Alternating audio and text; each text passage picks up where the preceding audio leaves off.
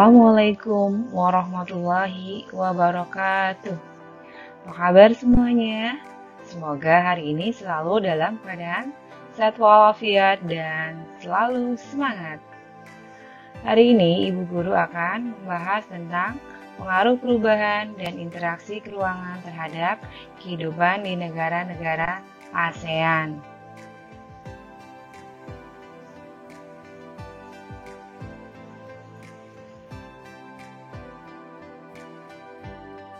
Tujuan pembelajarannya adalah yang pertama yaitu siswa dapat menjelaskan faktor iklim, yang kedua siswa dapat menjelaskan faktor tentang geologi, yang ketiga yaitu siswa dapat menjelaskan faktor ketersediaan sumber daya alam, dan yang keempat yaitu siswa dapat menjelaskan pengaruh perkembangan ilmu pengetahuan dan teknologi terhadap perubahan ruang.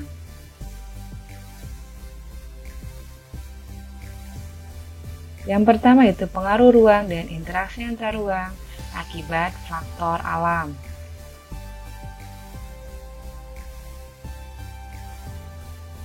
Yang pertama itu faktor iklim. Kita telah mempelajari posisi negara-negara ASEAN.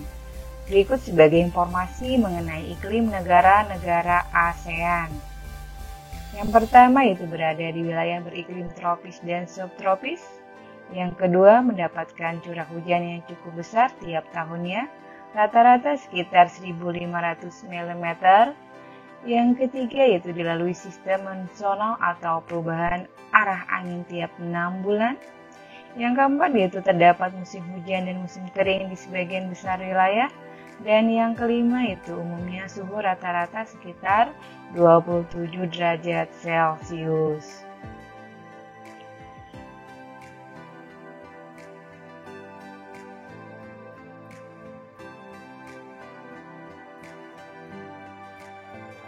Selanjutnya itu faktor geologis.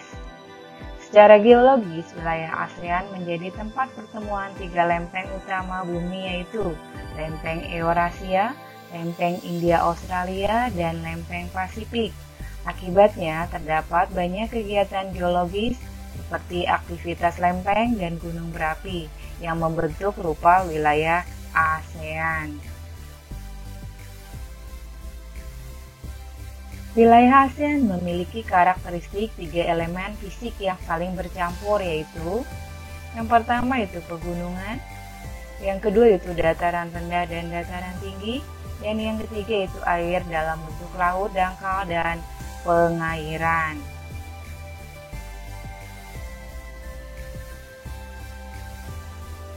Selanjutnya yang ketiga faktor kesediaan sumber daya alam.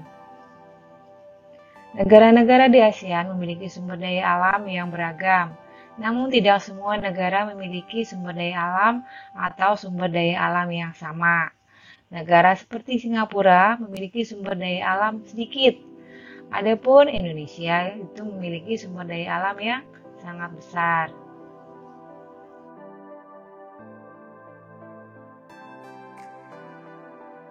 Sebagian sumber daya tambang di ASEAN. Negara Brunei Darussalam, sumber daya tambangnya minyak bumi, gas alam. Filipina, sumber daya tambangnya minyak bumi, perak, emas, nikel. Indonesia, minyak bumi, gas alam, batu bara, tembaga. Negara Kamboja memiliki minyak bumi, gas alam, biji besi. Negara Laos memiliki tambang timah, emas, gipsum, bebatuan mulia. Negara Malaysia memiliki sumber daya tambang minyak bumi, timah, biji besi, bauksit. Negara Myanmar itu memiliki tambang minyak bumi, batu bara, timah, dan tembaga. Sedangkan negara Singapura tidak mempunyai sumber daya tambang. Selanjutnya negara Thailand itu memiliki sumber daya tambang timah, gas alam, dan gipsum. Dan negara Vietnam itu memiliki sumber daya tambang batu bara, mangan, fosfat, dan bauksit. Yang kedua itu pengaruh perkembangan ilmu dan teknologi terhadap perubahan ruang. Yang pertama itu teknologi transportasi. Pada umumnya, transportasi dibagi atas transportasi darat, air, dan udara. Negara-negara ASEAN memiliki berbagai jenis transportasi, khususnya darat dan air. Di darat terdapat transportasi modern seperti mobil dan kereta api cepat, juga transportasi tradisional seperti delman dan beca.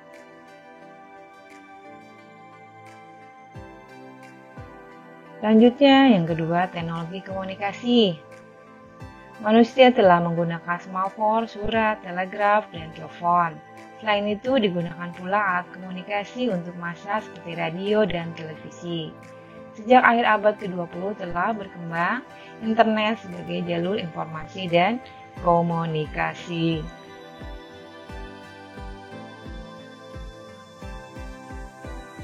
Perkembangan teknologi komunikasi di ASEAN sendiri diperkirakan akan makin meningkat disebabkan antara lain sebagai berikut.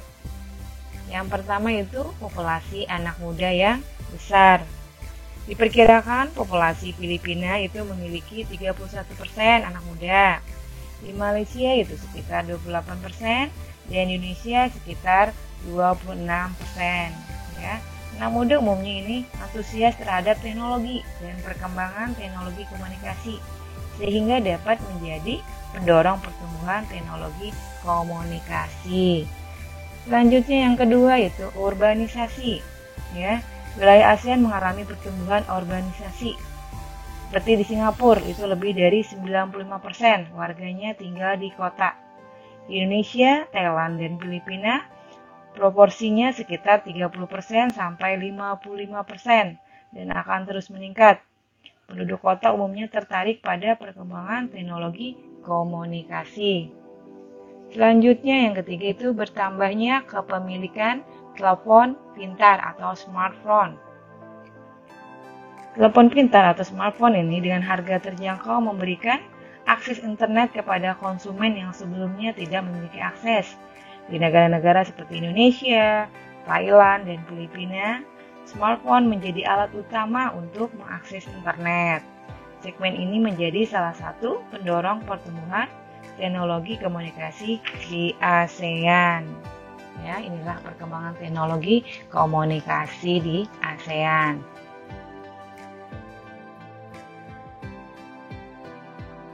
Oke, demikianlah pembahasan kali ini.